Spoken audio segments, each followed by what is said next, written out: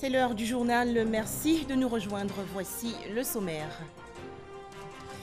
L'Union européenne satisfaite du niveau des relations avec la Côte d'Ivoire. L'ambassadeur de l'UE, Jobst von Kirchmann, a été reçu hier au palais de la présidence dans la commune du Plateau par le chef de l'État Alassane Ouattara. Les deux personnalités ont également échangé sur les perspectives d'avenir. Toujours en Côte d'Ivoire, les préparatifs du 27e congrès de l'Union postale universelle. Rencontre prévue pour le mois d'août 2020. Mais avant, plusieurs réunions de préparation avec le comité d'organisation et la visite des différents sites par le vice-président de la République, Daniel Kablan-Duncan. Enfin, en France, le Premier ministre Édouard Philippe dévoile aujourd'hui les contours de la réforme des retraites. Bonjour à tous. Pour commencer, sachez qu'un conseil des ministres s'est tenu aujourd'hui au palais de la présidence dans la commune du Plateau, réunion dirigée par le chef de l'État Alassane Ouattara. Plus de détails dans nos prochaines éditions. Les relations sont très bonnes. Nous avons évolué dans un sens positif. C'est une déclaration de Jobst von Kirchmann. L'ambassadeur de l'Union européenne évoque ainsi les relations entre cette institution et la Côte d'Ivoire. Jobst von Kirchmann a été reçu hier par le président de la République, Alassane Ouattara, au palais de la présidence dans la commune du Plateau. Les précisions de Jérôme Kofi Abola. Job Kirchmann, ambassadeur de l'Union européenne en Côte d'Ivoire, est en poste depuis plus d'1 an. Sa mission, contribuer au renforcement du partenariat entre la Côte d'Ivoire et les 28 États membres de l'Union européenne. Un partenariat dont les effets se font sentir dans plusieurs secteurs, tels le commerce, l'énergie, la sécurisation du foncier rural ou encore la bonne gouvernance. Au président de la République, qu'il a rencontré ce mardi matin, le diplomate européen a confié que la coopération entre les deux parties est au beau fixe. Et on a pu le constater aussi dans le dialogue politique qu'on avait hier, en présence de beaucoup de membres du gouvernement, beaucoup d'ambassadeurs de différents pays de l'Union européenne. Donc on a pu évoluer dans un très bon sens. Et donc c'était ça un peu la base de notre échange aujourd'hui. Et aussi de voir un peu dans le futur, c'est-à-dire comment on peut travailler ensemble l'année prochaine et les années à venir. Donc, soit sur un plan politique, commerce et certainement aussi développement. Preuve que cette relation se porte bien, la récente tournée musicale organisée conjointement par la représentation locale de l'Union européenne et le célèbre groupe musical Magic System. Durant plusieurs mois, cette caravane baptisée Union européenne Magic Tour a sillonné plusieurs villes de Côte d'Ivoire pour parler de paix, de cohésion sociale et de protection de l'environnement.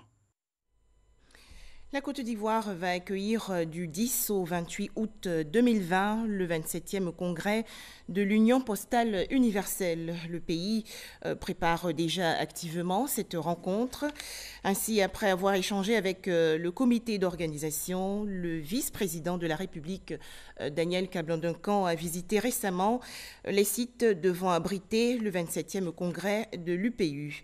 Les détails avec Herman Guivet. Daniel Kablan-Duncan, le vice-président au Sofitel Hôtel Ivoire, pour une visite guidée des sites réservés pour accueillir le 27e congrès de l'Union postale universelle, prévu pour se tenir du 10 au 28 août prochain. L'organisation de ce congrès, la Côte d'Ivoire veut le réussir et s'en donne donc les moyens.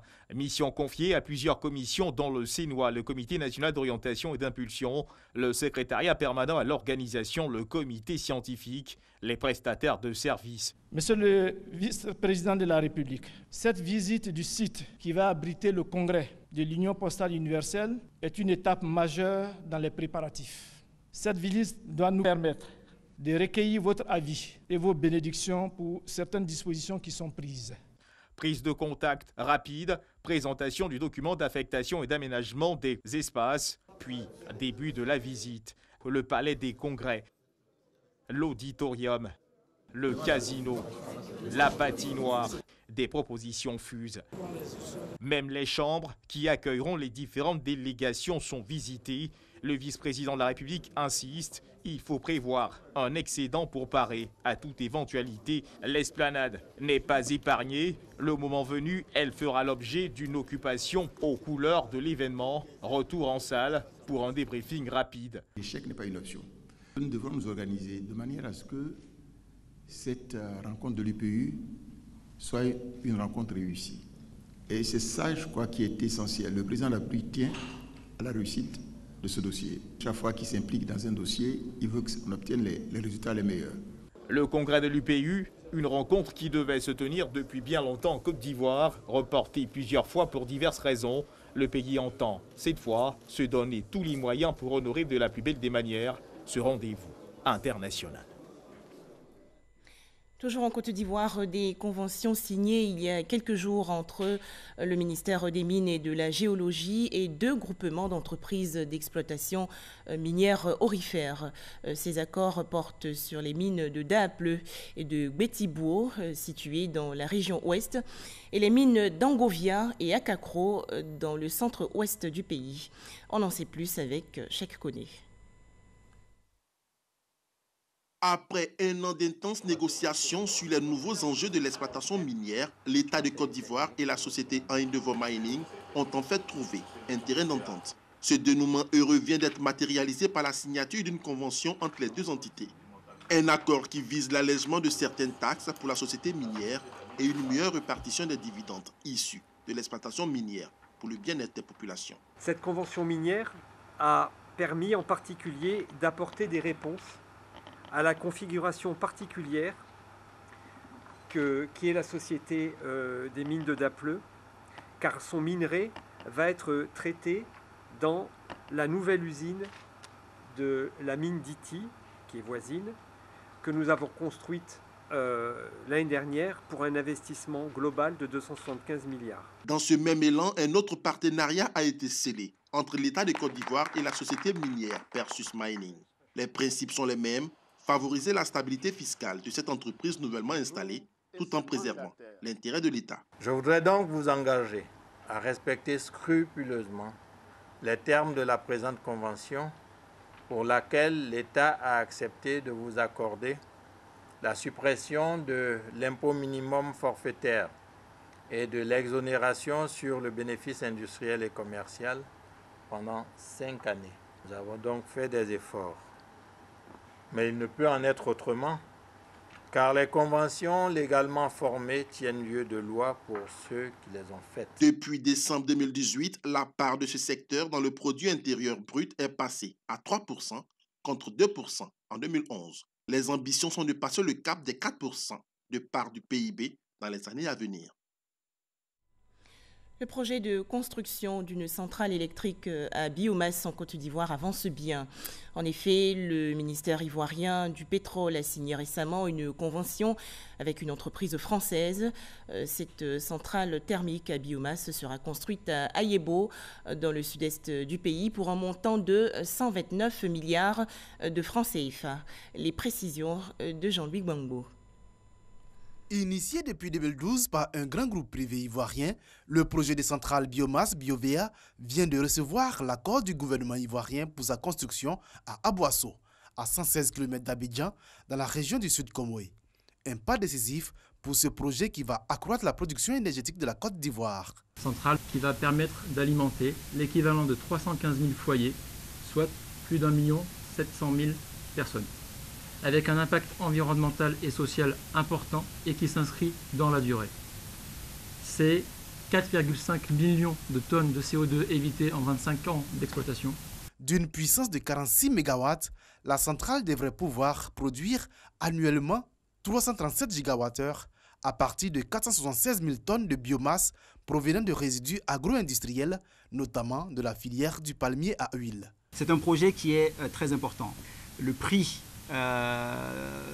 de revient de l'énergie qui sera produite sera de 61,99 francs CFA le kilowattheure.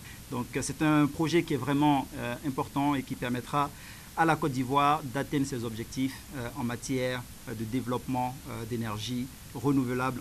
L'investissement est de plus de 120 milliards de francs CFA, permettant de créer 1300 emplois dans la région du Sud Comoé et d'accroître de 5 à 10% les revenus de plus de 10 000 agriculteurs. La première pierre de cette centrale sera posée mi-2020.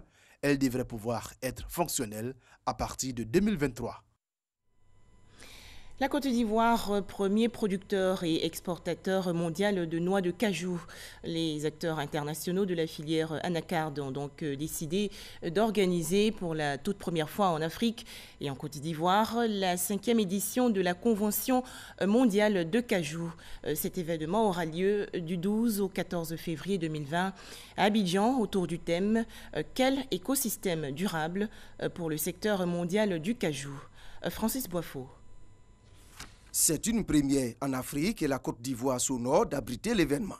La 5e édition de la Convention mondiale du cajou aura lieu à Abidjan du 12 au 14 février 2020. Ce rendez-vous d'intérêt économique est organisé conjointement avec les Journées nationales du cajou par l'Association des exportateurs de cajou AECI. La question de la transformation de la noix sera au cœur des échanges au regard des ambitions des opérateurs économiques nationaux. Tous les acteurs sont en train d'ouvrir des usines. L'environnement international est très favorable à la transformation. Nous avons vu les mesures d'incitation du gouvernement qui sont aussi très favorables pour les acteurs. Donc les acteurs sont engagés. Dès 2020, le GIE va faire une usine de transformation à Yamoussoukro de près de 30 000 tonnes. Et à l'horizon 2021, nous avons une ambition de transformer 100 000 tonnes. C'est réalisable, nous y croyons et nous le ferons. Sont attendus à Abidjan plus de 2000 participants, une cinquantaine d'entreprises et des experts issus de l'Asie, de l'Europe, de l'Amérique et d'Afrique. Ces grands groupes rentreront directement en contact avec les producteurs ivoiriens et les acheteurs de notre pays. De ces mises en relation, nous espérons sortir du symposium avec une centaine de contrats signés, ce qui permettra de booster la vente de la noix de cajou, sans oublier les retombées positives pour nos vaillants producteurs. Aussi, nous attendons de concrétiser la signature d'une dizaine de contrats de transformation locale de la noix de cajou. Les échanges auront lieu autour du thème « Quel écosystème durable pour le secteur mondial du cajou ?» 22 acteurs de l'artisanat ont été distingués récemment à l'occasion du 10e anniversaire de la galerie Etika, située dans la commune du Plateau. Les détails, Amadou Ouattara. Les artisans et les acteurs de l'agroalimentaire africain, surtout ceux de la Côte d'Ivoire, ont désormais un espace de reconnaissance de leur mérite. Il s'agit de Etika Brain Awards. Tout ce qui est textile, habillement, produits cosmétiques et depuis 2 ans, tous les produits, tout ce qui est produits du terroir, comme les confitures, le chocolat de Côte d'Ivoire fait par des marques locales. Donc notre label, c'est Made in Africa. Et surtout Made in Côte d'Ivoire, bien entendu. Cette cérémonie aujourd'hui, elle coïncide d'abord avec les 10 ans d'Etika. J'ai voulu montrer en fait le travail abattu. Après 10 années de présence dans son showroom, sanctionné par la production et la vente d'articles de qualité, l'enseigne marque un arrêt pour distinguer 22 créateurs sur 80 dans 13 catégories. Parmi les distingués, des célèbres stylistes tels que Patéo, mais également des visages moins connus du grand public. J'ai eu le prix de l'excellence opérationnelle.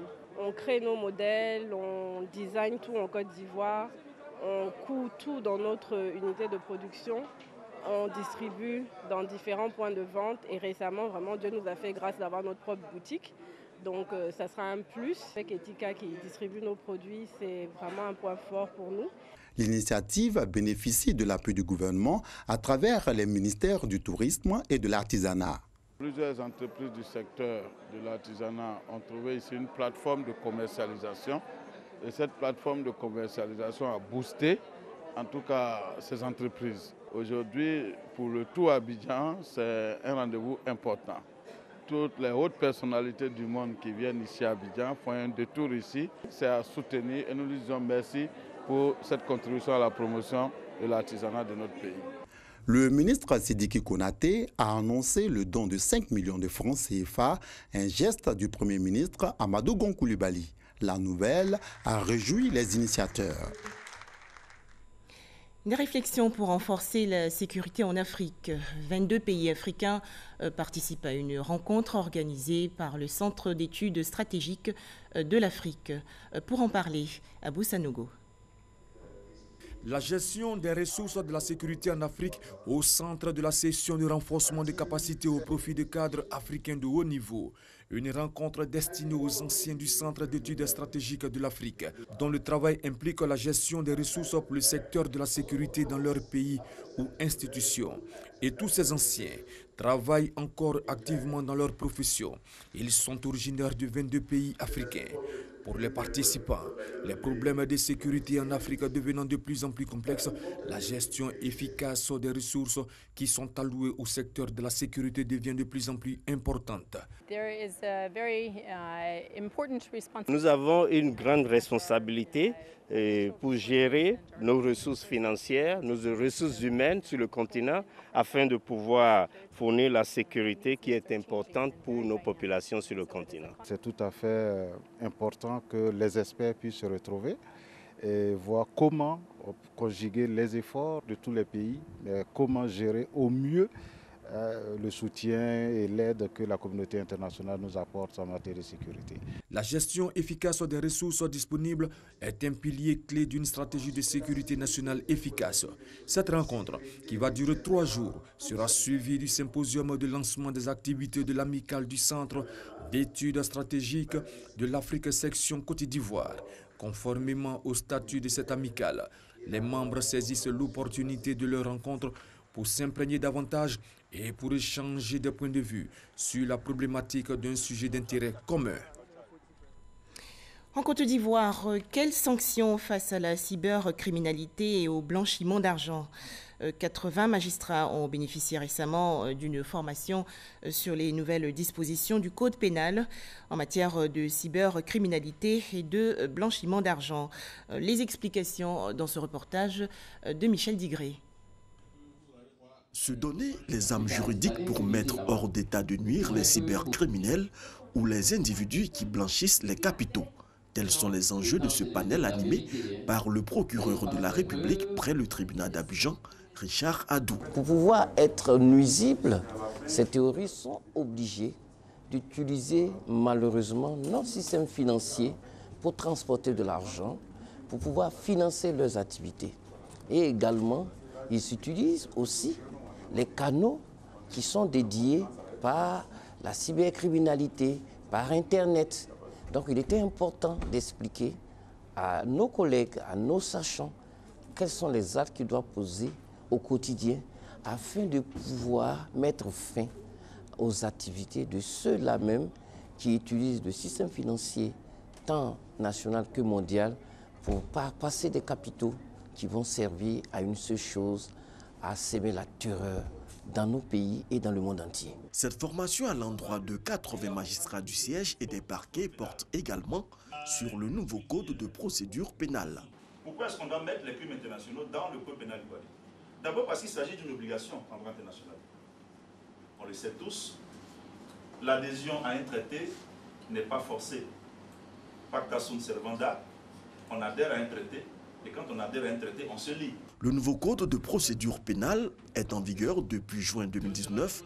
Il est en conformité avec les standards internationaux de la justice pénale et des droits de l'homme. Des équipements informatiques pour renforcer le rendement des différents services du ministère de l'Intérieur et de la Protection civile. Ce don, estimé à 65 millions de francs CFA, a été fait il y a quelques jours par l'ambassade de France en Côte d'Ivoire. Ahmed Traoré et Amadou Ouattara. De l'équipement informatique, des lots pédagogiques, du matériel d'entraînement, des outils contre la fraude de documents officiels, des kits de détection de drogue, le tout d'une valeur de 65 millions de francs CFA. Un don qui contribuera à l'efficacité des agents de toutes les composantes de la sécurité ivoirienne. Également, ce don vise à répondre aux besoins des actions de lutte contre le trafic de stupéfiants et la menace terroriste. Cette confiance, elle se manifeste dans nos relations opérationnelles. Vous avez procédé à une belle arrestation de deux voyous il n'y a pas longtemps, recherché par Interpol depuis des années. Et donc félicitations, on était ensemble avec votre directeur général de la police sur une affaire d'enlèvement, de prise d'otage de jeunes Français, Françaises en l'occurrence, il n'y a pas longtemps. Et bien, cette efficacité, moi je peux en attester auprès de mes autorités. Je citerai aussi bien sûr la gendarmerie nationale. On est au quotidien sur des réalités de terrain et on sait toute cette efficacité. Et j'allais dire, monsieur le ministre, nous sommes à votre disposition. Le ministre de la Sécurité et de la Protection civile a exprimé la gratitude de l'État de Côte d'Ivoire qui voit dans ce geste la solidarité de la France. La présente aide nous permettra, et à nous-mêmes et à la gendarmerie et à la police, de traquer plus efficacement ces déstabilisateurs, ces trafiquants de drogue. Engagés dans une lutte sans merci contre ces fléaux et ces barons, je suis convaincu que nos forces de sécurité se réjouissent de votre contribution à travers ces dons. Selon Gilles Huberson, l'ambassade de France en Côte d'Ivoire ne compte pas s'arrêter là. Elle entend multiplier ses actions dans d'autres secteurs. Des dons ont également été faits aux populations d'Odiéné dans le nord-ouest du pays. Des équipements médicaux pour le centre hospitalier régional, des vivres et non-vivres pour les détenus de la prison civile, un matériel informatique pour la chefferie et enfin des kits de cuisine pour les femmes. C'est une action généreuse de l'association caritative dénommée Hope Dengele. Le point avec Franck Quadio. Du matériel médical et plusieurs autres articles offerts aux patients du centre hospitalier régional d'Odiéné. Un don de l'association Hope Dengele. Durant une semaine, cette association a mené des actions dans le cadre de sa caravane sociale Semaine Hope Dengele. Le don de soi, c'est ce qu'on peut offrir de plus grand à nos concitoyens et c'est là notre credo à Hope Dengele. Se surpasser, aider, donner pour le bonheur de nos parents de Dengele. Du centre hospitalier régional à la prison civile d'Odiéné, en passant par la caserne des sapeurs-pompiers civils et l'orphelinat d'Odiéné, ce sont plus de 5 structures de la région du Folon qui ont été visitées par l'association Hope Dengele. Elle y a fait plusieurs dons, de quoi soulager les familles démunies. L'association Hope Dengele œuvre dans la santé, l'éducation et l'autonomisation de la femme en milieu rural. Un tout autre sujet à présent, Amadou Gon Coulibaly récompensé pour son soutien actif aux artistes. Le Premier ministre ivoirien va recevoir demain, jeudi 12 décembre 2019, le Grand Prix des mécènes des arts et de la culture africaine. Les précisions de Issaïo.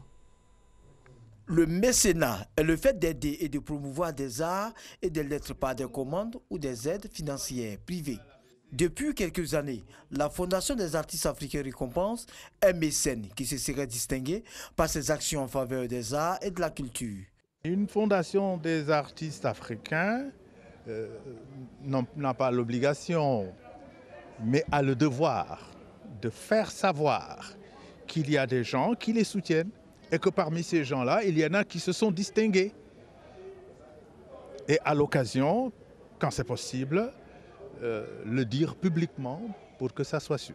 Les médecins sont devenus très rares, le peu qui reste, il faut les encourager, il faut les nominer, les encourager afin que d'autres puissent suivre. Cette année, l'honneur revient au Premier ministre Amadou Gon Coulibaly d'être récompensé pour avoir permis à la culture et à l'art ivoirien de retrouver ses lettres de noblesse. Quand tu vois le Premier ministre pour Adrien Coutois, j'étais à Korogo, quand il a donné 10 millions, j'ai dit waouh. Est-ce que ce n'est pas une annonce comme ça? Et quand je me suis aperçu qu'effectivement, il a tenu parole, et quand je l'ai vu aussi aider plein de types, après j'ai commencé à fouiller dans les actions positives qu'il a posées en Côte d'Ivoire. Il n'y a pas que la culture. Les germes qui sont en cet homme-là vont nous permettre de voir en Côte d'Ivoire de belles choses. C'est le lieu de rappeler que plusieurs personnalités du continent ont déjà été récompensées par la Fondation des artistes africains. Il s'agit entre autres du président de la République Alassane Ouattara avec le super prix diamant réservé au chef d'État. La première dame, Dominique Ouattara, L'ancien Premier ministre Charles Konan Banni et Cheikh Soumaré, ancien président de la commission de l'UEMOA. Dans l'actualité également, la deuxième édition de la foire de la CEDEAO et pays amis. Objectif, créer une synergie forte entre les pays africains. Le lancement de cette deuxième édition s'est déroulé le 9 décembre dernier dans la commune du Plateau. Nadia Edja et Cheikh Koné. La foire de la CEDEAO et pays amis en 2020, c'est 10 jours d'activité, 16 pays participants et environ 10 000 visiteurs attendus chaque jour. Une ambition plus grande pour cette deuxième édition suite au succès de la première en 2019. Les pays de la CEDEAO et certains pays amis que nous avons invités pour venir participer, ils ont tous répondu à notre appel.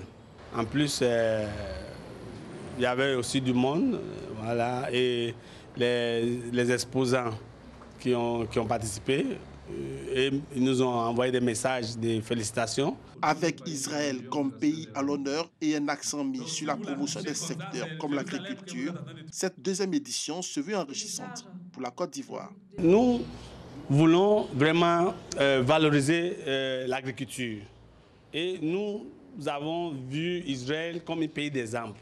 La foire de la CEDEAO est une initiative de l'organisation régionale EcoMarket. Elle vise à concrétiser l'intégration économique dans la région.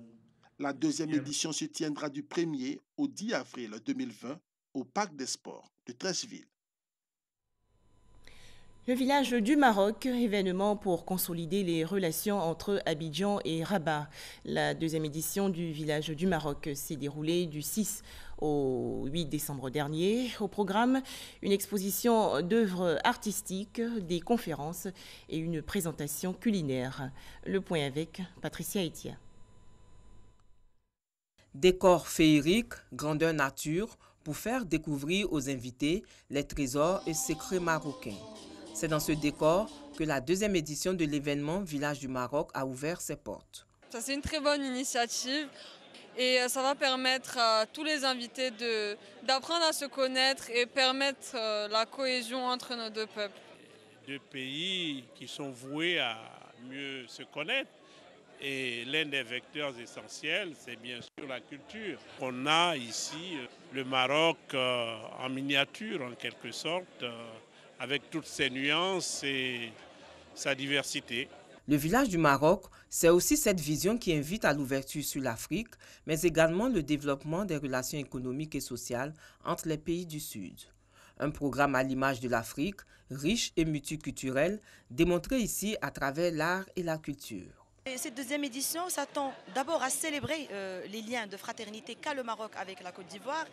On a essayé d'emmener l'âme du Maroc au cœur d'Abidjan, mais aussi de créer une plateforme d'échange B2B. Aujourd'hui, nous voulons apporter un peu de culture marocaine en Côte d'Ivoire pour la partager avec nos frères et sœurs ivoiriens. Et c'est une occasion d'échanger et de montrer un petit peu les facettes du Maroc, que ce soit l'artisanat, la gastronomie, le design. Cet événement a été marqué par un défilé inédit, signé des deux des plus grands noms de la mode et de la création dans nos deux pays, à savoir Albert Wakne et Eli Kwame. Le public a eu l'occasion d'assister à un grand moment de magie musicale réunissant la majestueuse Oum. 3 jours durant, cette deuxième édition du Village du Maroc a été meublée par des panels, des conférences et des concerts. Toutes ces activités sont de nombreuses confirmations des relations solides et inébranlables entre le Royaume du Maroc et la Côte d'Ivoire. En France, la réforme des retraites expliquée dans les détails aujourd'hui par le Premier ministre. Édouard Philippe s'exprime devant le Conseil économique, social et environnemental. Cette réforme vise à fondre les 42 régimes de retraite actuels en un seul système universel par points. Rappelons qu'un conseil des ministres s'est tenu aujourd'hui au palais de la présidence dans la commune du Plateau. Cette réunion a été dirigée par le chef de l'État, Alassane Ouattara. Nous allons en parler largement dans nos prochaines éditions. Merci de votre attention. Excellente journée à tous.